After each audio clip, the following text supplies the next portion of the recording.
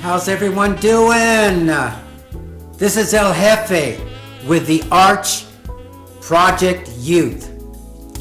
So what is that? It's a nonprofit for kids and music. We're going to talk a little bit about something that as older people, we know we need this, what we're going to talk about. We need it a lot. What is it? It's about discipline. What kind of discipline? This kind of discipline when little Junior does the wrong thing, or some other kind of discipline? Well, we know there's different kinds of disciplines, so we're going to talk about one kind of discipline. You know, everybody nowadays say, hey, the kids have no discipline. Well, we're going to talk about it a little bit, and I'm going to read something about discipline. But what we're going to do is, as we teach our kids about music, we're going to see how discipline and music go hand in hand with each other. It's very important. It's very important so that we succeed. It's a success. We succeed with this tool. Okay? So let's talk about it. First of all, let's get the definition of discipline, okay? Hold on one second. Need my glasses. Don't get old, everybody. Your eyes go, okay? Okay, this is a definition of discipline. The kind that we're going to be interested in right now. Number one, it says, discipline is one of the most important personality traits in everyone's life. So it's a personality trait? According to this, it is. It refers to a set of rules and regulations which are to be followed while undergoing any task or activity. So it talks about rules and regulations, and they're to be followed, okay? Going on, it says, it is a way of being honest, hardworking, motivated, and encouraged while doing any task. Those are cool words there. Honest, hardworking, motivated, and encouraged while doing any task. So let's talk about that. Hold on.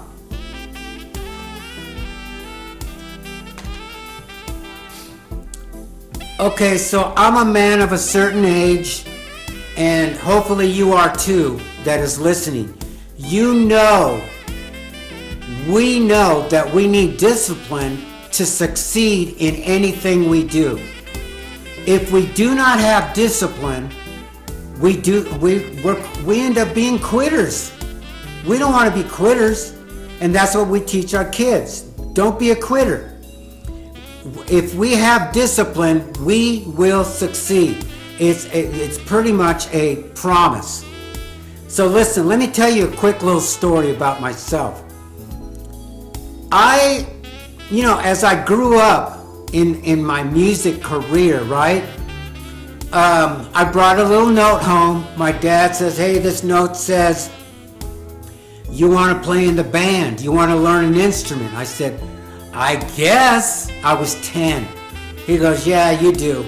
So he signed me up. What do you want to play? I said, I don't know. What is there? And he read some stuff off. Didn't mean nothing to me. I'm 10. He goes, how about the saxophone? I like the saxophone. I go, okay, let's do saxophone then. Signed the thing. I took it back to the teacher. I was now in band. So in band, back in the day, because I was young, a lot of years, decades ago, is when I was young. Families were different. Everybody was different back then, okay? So one of the first things my dad did says, if you really want to do this, I am going to enroll you in private lessons. I'm thinking, why? I'm playing as good as the other kids. We're all not that good, and we're having fun, whatever. And I go, okay, I guess. So I would go to this private lessons, and I remember my teacher. I love this guy. His name was Stan Seckler in Pico Rivera, California, where I was raised. Stan Seckler had a bunch of students that he taught. I was probably the newest guy, right? So he had me do this, tried to teach me how to read music, that sort of thing. Also, one thing he did to me, which I hated it, he says, we're going to have to do long tones when you play music. I'm thinking, long tones? None of the tones I'm playing is that long. Why, So Stan Seckler was a great teacher. He says, this is why you play long tones.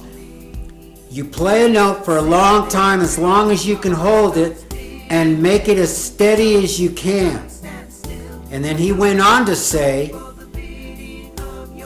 the way our muscles are in our mouth, our cheeks, our chin, our head, all that is called embouchure. Those are muscles that have to do with the tone you're going to get with your instruments. If you play saxophone, the embouchure is going to be different, the muscles used and the way they're used, than if you play a flute. And so embouchure for flute is different than saxophone, which is different than trumpet, which is different than tuba. I mean, it's a whole thing. So he explained it to me, and then I still hated it to play long tones, but I still did it. So I'm playing long tones. I know I have to do it, but I'm still doing it. So when I'd go home, he would give me, play long tones for this amount of time, read music for this amount of time, do this for this amount of time. All this had to do with me trying to get better as a saxophone player. So because I had a private teacher, nobody else did that I remember. And so I felt myself getting better than the other kids. So what was happening? Well, let me say this. Back in the day, when your dad said something, guess what? It happened. No argument. I'll do it later. None of that. I have stories about that, which at some other time we'll talk about it. But when my dad says, listen, you get home, you're going to do your homework, you're going to practice in your room for a certain amount of time, that's what it was. There was no, that's what you did. So I practiced long tones, I practiced this, I practiced reading, I practiced scales, I practiced this and that. So because of that, I was getting better. So this was discipline. I didn't know it. It didn't have a name at the time, but it is discipline. So anyway, that was my first introduction to discipline in music. Now, what we try to do with our kids nowadays, with our nonprofit, the Arch, Project Youth, we try to get the kids disciplined in those things. Reading, scales, long tones, especially if you're a horn player, any sort of horn player. It strengthens the embouchure, the muscles, so you can do what you have to do. So that was huge. So not only, but because I was disciplined and I was using discipline from an early age, I didn't know I was going to play an instrument in college.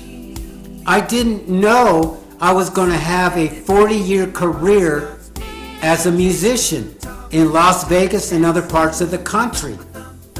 I didn't know that in high school, my high school teacher, his name was William Eads, Mr. Eads. Pico Rivera, El Rancho High School. He said he came to me because I was disciplined in what I did. He goes, listen, the college is looking for people to give scholarships to. I'm thinking, what does this have to do with me? I'm not even sure. I can, I'm going to call, whatever. He goes, listen, there's an instrument that colleges need. It's called a bassoon.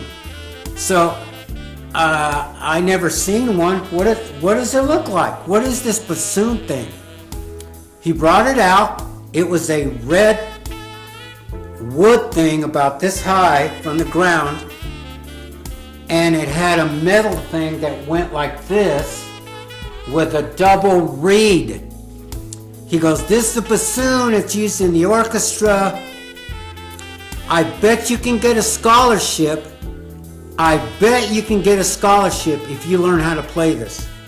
Because there's not any around. He goes, you're a decent saxophone player, but there's a bunch of them. So I disciplined myself, and he gave me books and whatever. There was no internet back then or nothing, so I had to do it the hard way. Double reed, so it was a different embouchure. So I learned that, got a scholarship for college, and there you are, right? So I went to UCLA on a bassoon scholarship because he would also have me do bass clarinet and a bunch of other things, flute and stuff, which I got because I was a disciplined guy. I didn't know that I was a disciplined guy, but he knew it. So here we are. I have career in music with the bassoon. I mean, with the, with music. So the bassoon lasted 4 years, whatever. It was fun. It was good. We traveled everywhere. I played in the marching band with a saxophone. We marched. We played. It was the best time ever. Music thing in school is fun. You travel on the bus. You went here. One time, I remember this vividly. My dad was such a support for me on with my instrument, with my music. Other things, not so much. But anyway, I remember one time I was playing music. I was young. I was still in high school. I played at a gig, and I had to be at a excuse me, I'm getting over some sort of sickness. So I had to be at a gig that night in San Diego for something. You know what my dad did? He booked me a helicopter from Pico Rivera to San Diego so I could be there in time to play for the concert that night, which was, see, experiences like that was great. So I was, man, he was the best like that. Anyway, discipline. So we need discipline to do our stuff, okay? Whether we're bricklayers, whether we're this or that, roofers, whatever we're going to do, we need discipline. So we try to really instill this in all our kids. It has to be. It has to be if we're going to be what we are. So, I mean, the word of the day today is, these kids, they're not disciplined. They're not, well, let's tell them what it is, how it's done, and help them. We're a positive organization. We're not going to talk about the kids today and that sort of thing. We're going to help them achieve their goals. And if it's music, we're here to do that. Maybe not everybody can have a career in music, but they can do other stuff. They can use this for all the other stuff that they do.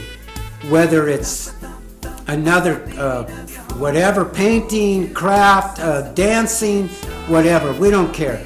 Just as long as you have fun, everything we do is positive. We don't talk about the school system suck. The government sucks. Religion is dropping the ball. We don't talk about that because we have no control over that. We control the Arch Project Youth. So we're going to make that all positive, and we're going to make it possible. So what's happening now is with our kids, we need a place. We need a spot for our kids, and we need to have a building for that. So if you would, donate to this cause for us, please. We're in a little town in Arizona called Kingman, Arizona. We need a building. So we have ways for you to donate. Please go to YouTube, our YouTube page, The Arch Project Youth. That's our YouTube page. Or our other page, our website is thearchprojectyouth.org, and you can make a donation if you do. If you're not moved to, okay, that's fine too. But if you are worried about our youth, if you are concerned about our youth, please help us. We are too. We want the kids to come up with whatever they do. We don't want quitters. We don't want negative people. We don't want people to think the world is falling apart, because we want to just stress positivity. Please help us in doing this, okay? Please. So the word of the day is discipline.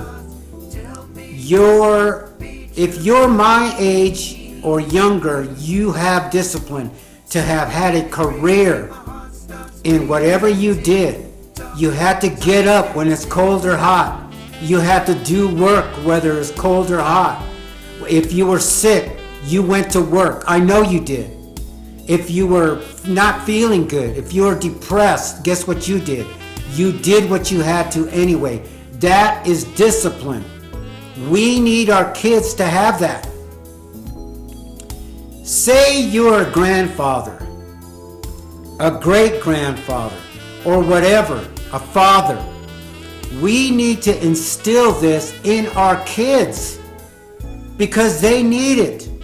If you want quitters, I don't know, man. The world will make our kid a quitter. The world, other kids will make our kids a quitter. So let's impart this knowledge to our kids. And we're going to be more active in social media, in our websites, and that sort of thing. So please, and I'm going to give you tools also so you can help your family. Mainly, I'm just going to be honest. We're talking to parents, grandparents, great-grandparents. We have to show our kids something. What made us who we are. And if we don't, it's not a good picture. You know it as well as I do. You know, the drugs are rampant. We can do what we can because we control our families. And we're going to do that. In other words, let's be positive. In other words, the word of the day is discipline. In other words, let's positively move on so that our families, which we can control, we can't control religion, we can't control government, we can't control schools, but we can control our families. Let's do that, please. We'll see you. This is El Jefe. Goodbye.